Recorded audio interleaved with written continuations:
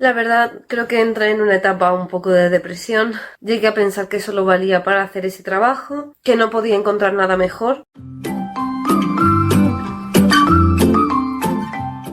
Hola a todos, bienvenidos a Español in Avant, un lugar donde compartimos nuestras experiencias como profesores de español. Y hoy vengo con un vídeo un poco diferente. Quiero hablar sobre cómo llegué a ser profesora de español, por qué me interesó, así que me he preparado un té para contaros este story time. Un inciso, os aconsejo que os quedéis hasta el final del vídeo porque voy a anunciar una sorpresa muy grande que va a cambiar el rumbo de mi vida un poquito.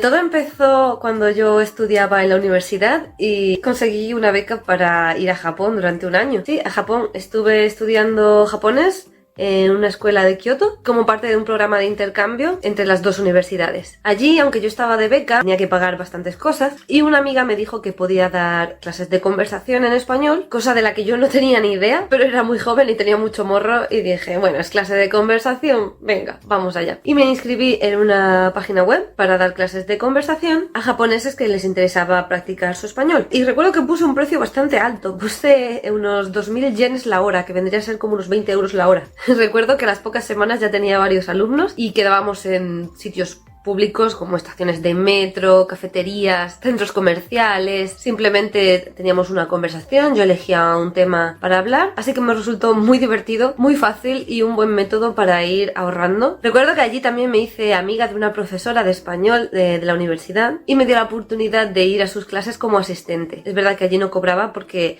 era parte de la universidad y tendría que tener un contrato, pero me gustó mucho la experiencia y conseguí un certificado de haber sido asistente en sus clases. Yo la verdad estaba enfocada en estudiar japonés y en terminar mis estudios en la universidad, que en realidad no tenía nada que ver con la enseñanza de español, pero me pareció divertido y me gustó mucho. Además, en Japón me empecé a interesar muchísimo por la fotografía, llevaba una cámara de fotos a todos lados y empecé de forma autodidacta a formarme como fotógrafa. Al volver a España, tuve que centrarme en mi último año de la universidad. Estuve muy enfocada en terminar mis exámenes y aunque me seguía gustando la enseñanza de español y la fotografía, ese año no me pude centrar en nada de esto. Al terminar la universidad dije, vale, ya he cumplido con lo que se esperaba de mí, he hecho mi carrera, me he sacado mi carnet de conducir, sigo estudiando japonés, pero yo quiero cumplir el sueño que siempre he querido. Yo siempre he querido ser fotógrafa y nunca había tenido la oportunidad de estudiarlo, simplemente como de forma autodidacta. Y dije, esta es la mía, yo quiero ahora cumplir mi sueño, yo quiero ser fotógrafa,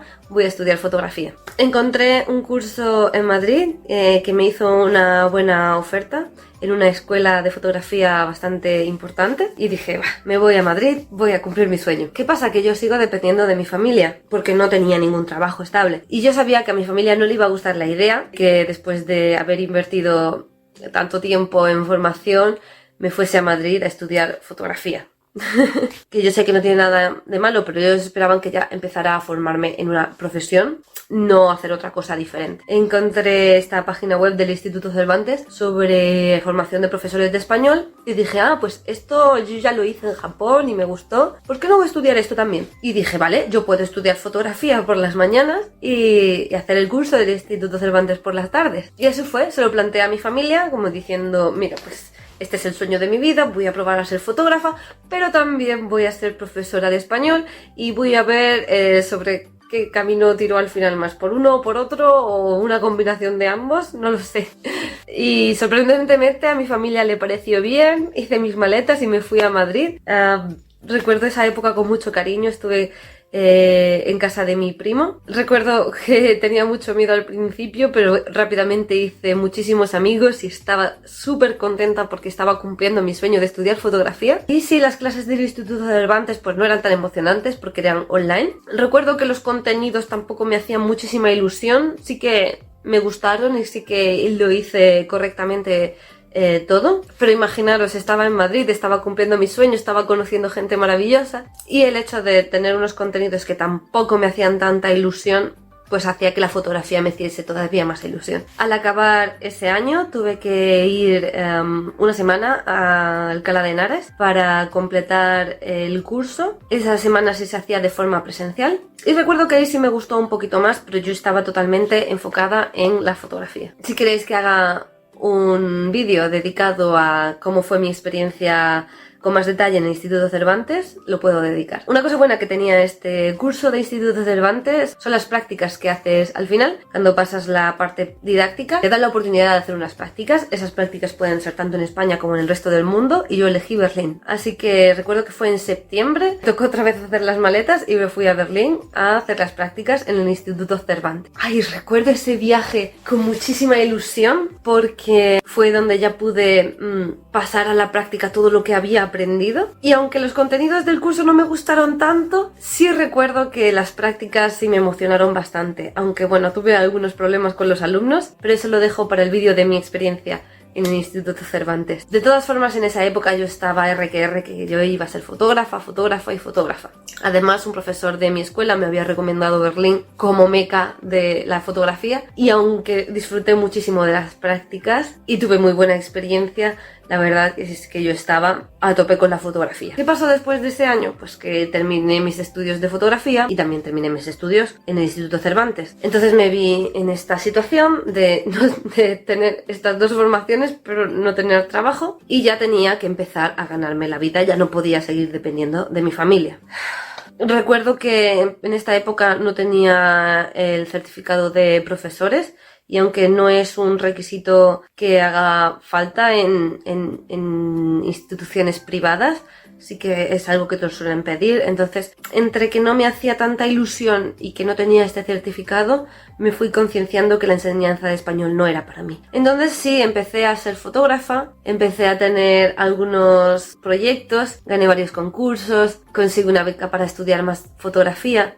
Y bueno, aunque a mí lo que me gustaba era la fotografía creativa, la realidad era que si quería trabajar como fotógrafa tenía que aceptar todo tipo de proyectos. Y sí, llegué a ser fotógrafa, aunque no pude dedicarme a tiempo completo, pero pasando por delante de mí oportunidades de trabajo más realistas, con contrato, nómina y bueno, todo lo que os podéis imaginar, todo lo que implica un trabajo de verdad. Estuve trabajando en varios museos, entre ellos el Museo del Ferrocarril en Madrid, y aunque no era un trabajo que me permitiese tener una vida grande, sí era un trabajo más realista, más relacionado con lo que yo había estudiado, y sí lo alternaba con proyectos de fotografía, pero no era suficiente. Más tarde encontré un trabajo en Madrid en una oficina que sí me daba la oportunidad de vivir sin tener que pedir ayuda de nadie. No estaba muy relacionado con la fotografía ni con la enseñanza de español, simplemente era un trabajo de oficina, y yo recuerdo que quería vivir en Madrid porque bueno, tenía mis amigos, mi novio, mis cosas.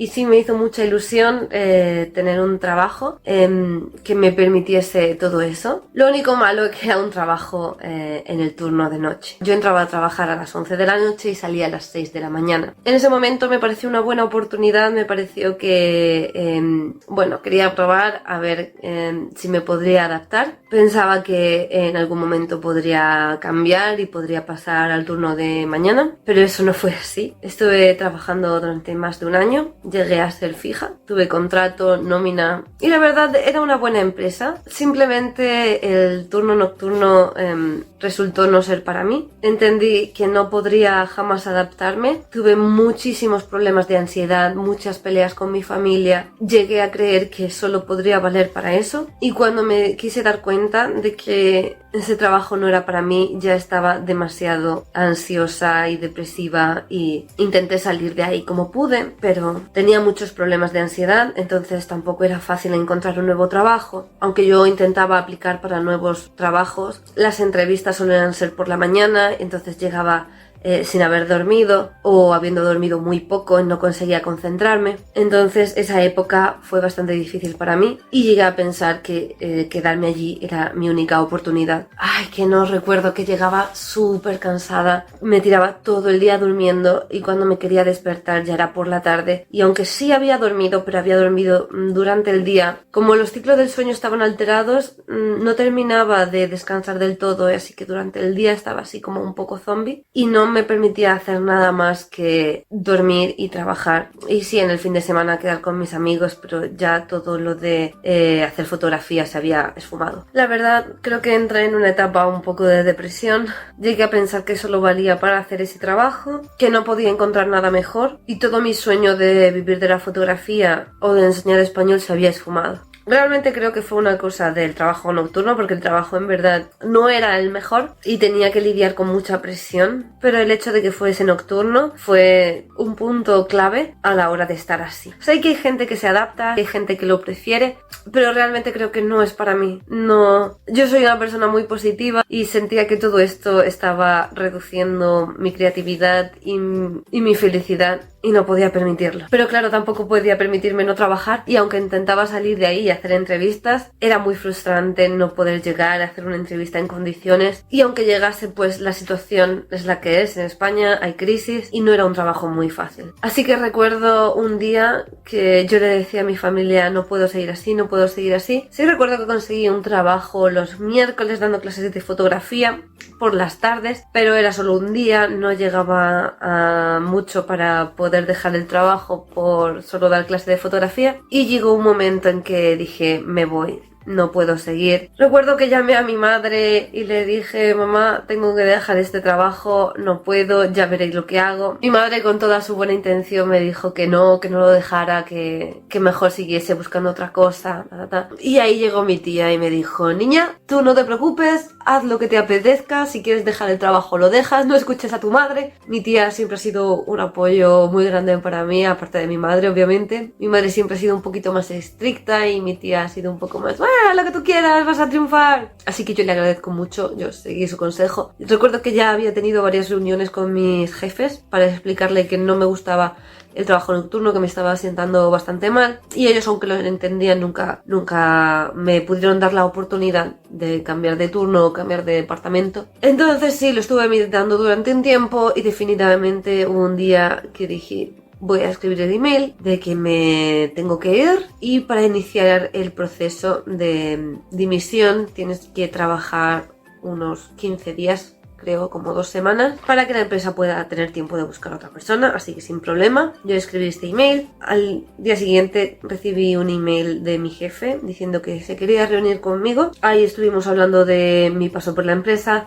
cómo había sido mi productividad, y sí recuerdo que me hizo sentir un poco mal, diciendo como que la empresa había apostado por mí, había invertido en mi formación, y bueno, un poco que a dónde iba a ir si no tenía apenas experiencia, y haciéndome un poco sentir mal de que ellos habían apostado por mí, y que dónde iba a ir yo sin apenas experiencia, que dónde me iban a contratar, bla bla bla. Y ahí sí me hizo sentir mal, aunque la decisión para mí ya estaba tomada. En el fondo se sentía que podía tener un poquito de razón, y recuerdo que me dijo: es tu opción, tú decides, quédate aquí con un trabajo estable, un puesto fijo, o salir allí y buscarte la vida. Yo recuerdo que para mí no había discusión.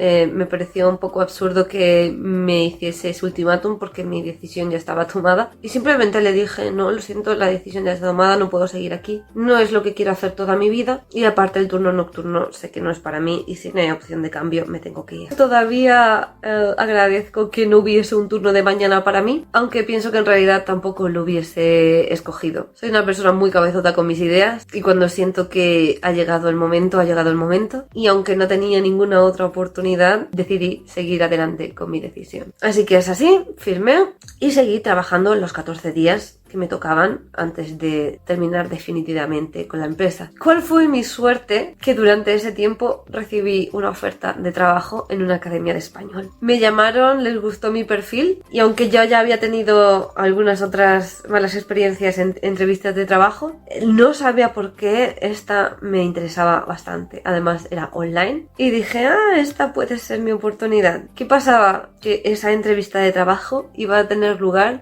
el último día de mi trabajo en la empresa. Es decir, yo seguía trabajando en el turno nocturno y tenía que presentarme en la otra punta de Madrid para hacer la entrevista presencial. Yo ya tenía varias experiencias con estas entrevistas de trabajo, pero así lo hice. Fui a trabajar por la noche, dormí las horas que pude, me levanté y fui a la entrevista de trabajo. Pero a ella no importaba, porque estaba tan contenta de que fuese mi último día que mi actitud había cambiado totalmente. Recuerdo estar en el metro súper nerviosa, pero llegué a la academia con muchísima ilusión. Allí me recibieron y después de pasar un proceso de selección me dejaron a solas para preparar una clase de demostración, y recuerdo ahí me quedé sola en el aula con un libro delante y yo, ay, ¿qué hago? ¿Qué hago? ¿Qué hago? Tengo que preparar una clase. Yo hacía ya bastante tiempo que no había dado ninguna clase y recuerdo empezar a pasar hojas.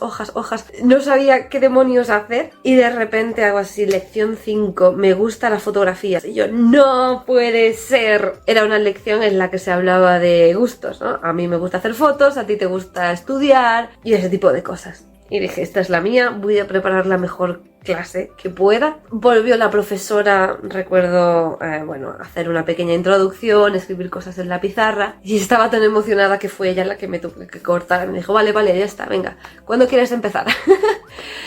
Y así fue, empecé a dar clases para esta academia, era totalmente online y aunque trabajaba también los fines de semana, la verdad es que la recuerdo una época muy divertida, de mucho trabajo también porque aunque esta academia me proveía a los alumnos, yo tenía que hacer mis PowerPoints, hacer mis clases y allí fue cuando empecé realmente a disfrutar y a valorar este trabajo. Más adelante llegó la pandemia, conocí a Italki y bueno, el resto es historia. A raíz de ahí he trabajado para diferentes academias, he trabajado con diferentes alumnos y no me arrepiento para nada de esta decisión.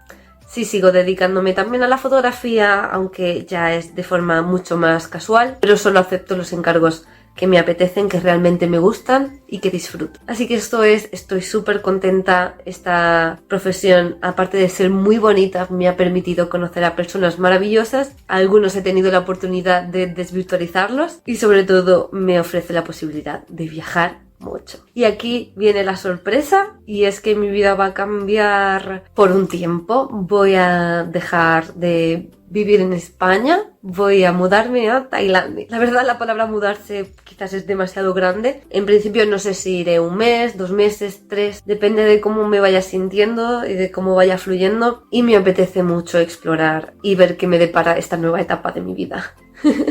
Así que bueno, iremos informando. Espero que os haya gustado este medio story time y me daría mucha curiosidad saber por qué os interesa a vosotros ser profesores de español o cómo habéis llegado a ser profesores de español. Seguro que podemos ayudarnos y motivarnos juntos. Nos vemos muy pronto. Un fuerte abrazo. Adiós.